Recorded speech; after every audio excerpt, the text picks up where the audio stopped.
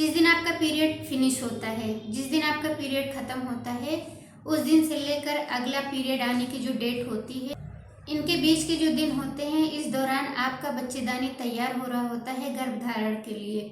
अगर आपका period regular है, आपका ओलेशन टाइम पर होता है, तो आपको गर्भधारण करने के काफ़ी चांसेस हो जाते हैं।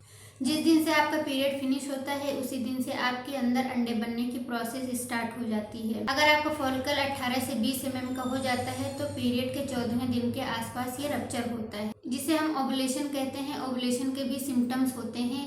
इस दौरान आपकी बॉडी का टेम्परेचर थोड़ा सा बढ़ जाता है और आपके लोअर एब्डोमेन में हल्का सा पेन होता है।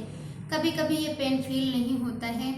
14वें दिन के आसपास आपका अंडा रप्चर होकर आपके फैलोपियन ट्यूब में आता है। जब अंडा रप्चर होकर आपके फैलोपियन ट्यूब में आता है, तो वो वहाँ पर स्पर्म का इंतजार कर रहा होता है, यानी कि शुक्राणु का वेट कर रहा होता है। इस दौरान अगर शुक्राणु और अंडा मिल जाता है, तो गर्भधारण के चांसेस बहुत ज़्यादा हो जाते हैं। अब क्या होता है कि जब आपका फर्टिलाइजेशन ट्यूब में हो जाता है, तो ये फर्टिलाइज्ड एग आपके बच्चेदानी में पहुंचता है। जब आपके बच्चेदानी में पहुंचता है, तो ये 1 हफ्ता ले लेता है, यानी कि पीरियड्स के 21वें दिन या 22वें दिन या 23वें दिन के आसपास आपके बच्चेदानी में आपका फर्टिलाइज्ड एग पहुंचता है। जैसे ही आपका फर्टिलाइज्ड एग आपके बच्चेदानी में चिपकता है, तो आपको कुछ सिम्टम्स नज़र आते हैं, कुछ सिम्टम्स फील होते हैं। किसी किसी को इतनी जल्दी सिम्टम्स नहीं फील होते हैं। जब आपका इम्प्लांटेशन होता है, तो सबसे पहले आपको क्या फील होता है कि आपको गैस बनने जैसा फील होने लगता है, यानी कि आपको लोअर एब्डोमेन में लगेगा कि मुझे बहुत ज़्यादा गैस बनने लगती है। जैसे आपका इम्प्लांटेशन होता है, वैसे ही आपकी बॉडी में प्रोजेस्टेरोन का लेवल बढ़ने लगता है। ये प्रोजेस्टेरोन का लेवल जब बढ़ता है, तो आपको गैस की समस्या होने लगती है। इससे डाइजेशन भी स्लो हो जाता है। अगर ऐसी समस्या आपको होने लगती है, तो आप ये समझिए कि आपको गर्भधारण हो गया है।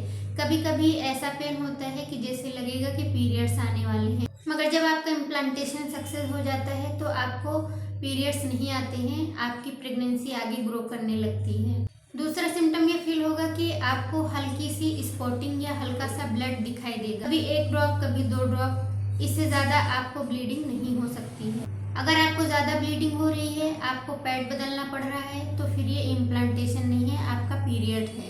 तीसरा सिम्टम ये है कि आपको नोजिया और वॉमिटिंग जैसी फीलिंग आने लगती है। ऐसा क्यों होता है? क्योंकि जैसे आपका इम्प्लांटेशन होता है, दिन बढ़ते जाते हैं, वैसे वैसे आपकी बॉडी में HCG हार्मोन का लेवल बढ़ने लगता है। जब HCG हार्मोन आपकी बॉडी में बढ़ने लगता है, तो इससे आपको नोजिया और वॉमिटिंग जैसी फीलिंग आती है। कभी कभी आपको उल्टी भी होने लगती है और कभी कभी बहुत ज़्यादा वॉमिटिंग होने लगती है कि कंट्रोल नहीं होती, जिसे हम हाइपरेमेसिस ग्रेविडेरियम कहते हैं। और जब आपको हाइपरेमेसिस ग्रेविडेरियम जैसी समस्या हो जाती है, तब ये एक इमरजेंसी कंडीशन होती है।